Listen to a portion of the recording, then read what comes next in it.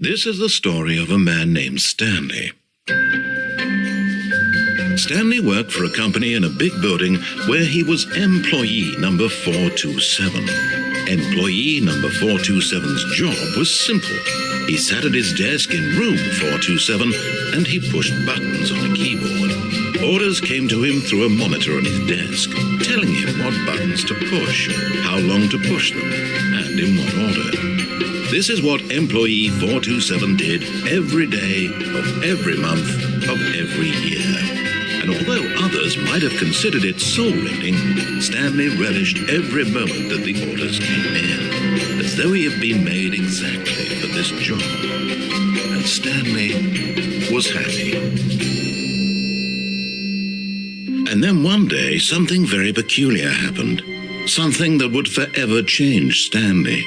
Something he would never quite forget. He had been at his desk for nearly an hour when he realized that not one single order had arrived on the monitor for him to follow. No one had showed up to give him instructions, call a meeting, or even say hi. Never in all his years at the company had this happened, this complete isolation. Something was very clearly wrong. Shocked, frozen solid, Stanley found himself unable to move for the longest time. But as he came to his wits and regained his senses, he got up from his desk and stepped out of his office.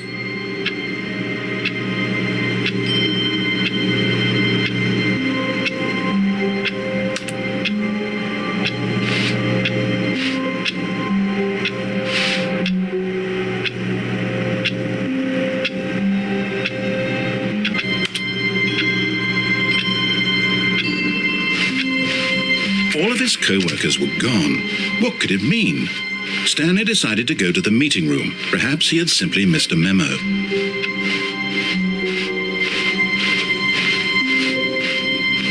When Stanley came to a set of 2 open doors, he entered the door on his left.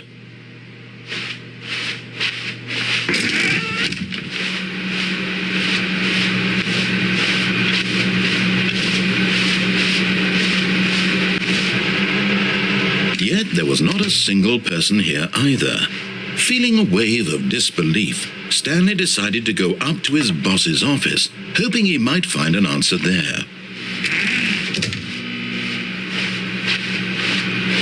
Coming to a staircase, Stanley walked upstairs to his boss's office.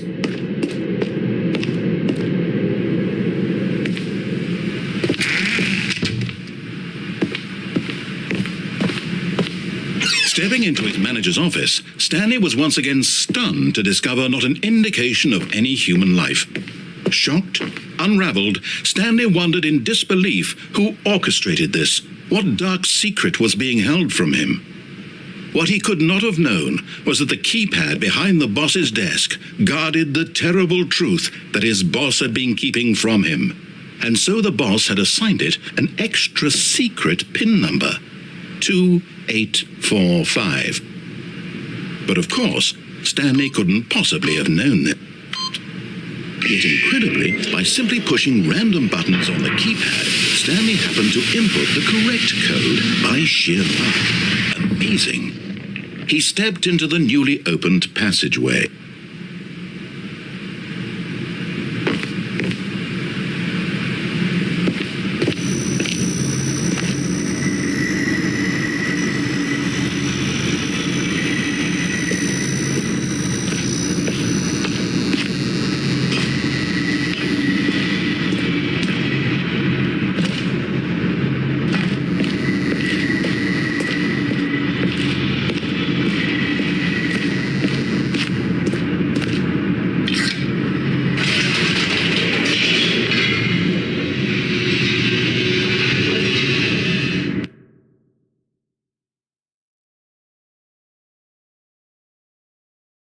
Descending deeper into the building, Stanley realized he felt a bit peculiar. It was a stirring of emotion in his chest, as though he felt more free to think for himself, to question the nature of his job. Why did he feel this now, when for years it had never occurred to him? This question would not go unanswered for long.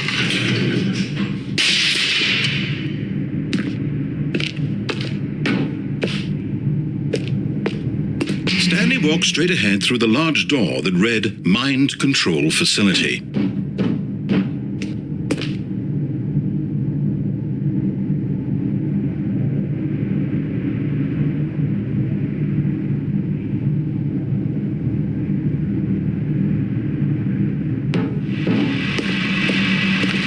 Although this passageway, but of course, Stanley thought better of it and realized he simply had too much to live for.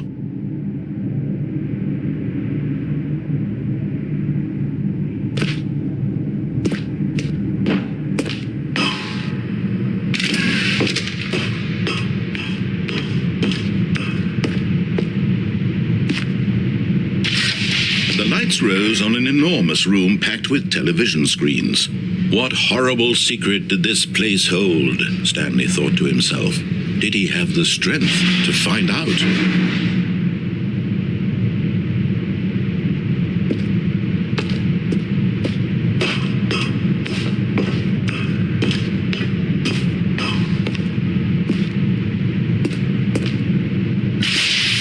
Now the monitors jumped to life, their true nature revealed.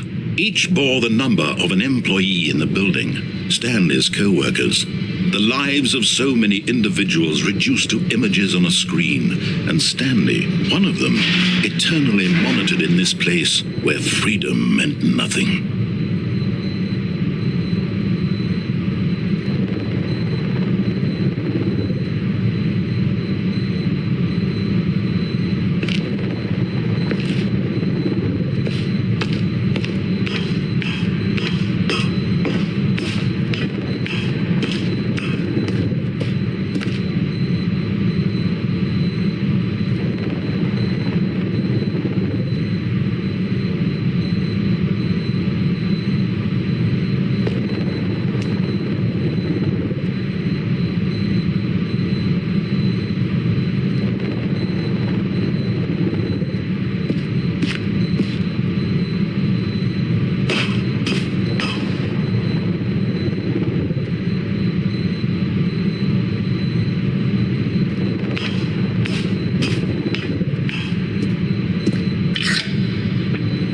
This mind control facility, it was too horrible to believe. It couldn't be true. Had Stanley really been under someone's control all this time? Was this the only reason he was happy with his boring job? That his emotions had been manipulated to accept it blindly?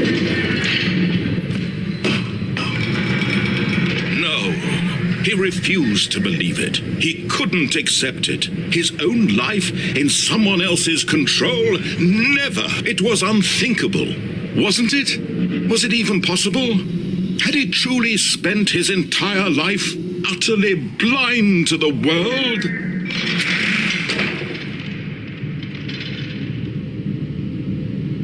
But here was the proof. The heart of the operation. Controls labeled with emotions. Happy or sad or content. Walking, eating, working, all of it monitored and commanded from this very place. And as the cold reality of his past began to sink in, Stanley decided that this machinery would never again exert its terrible power over another human life. For he would dismantle the controls once and for all.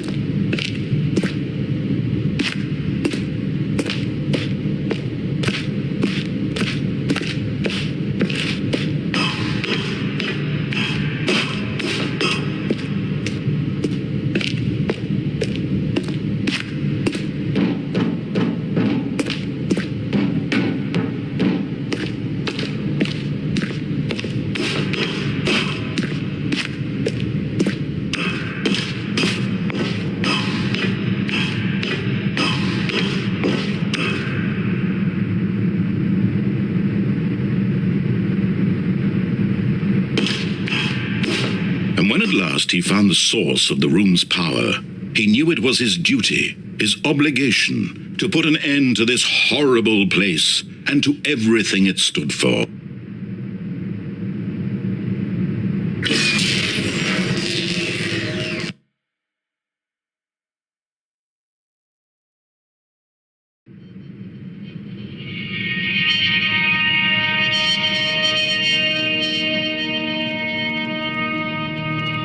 Blackness and a rising chill of uncertainty.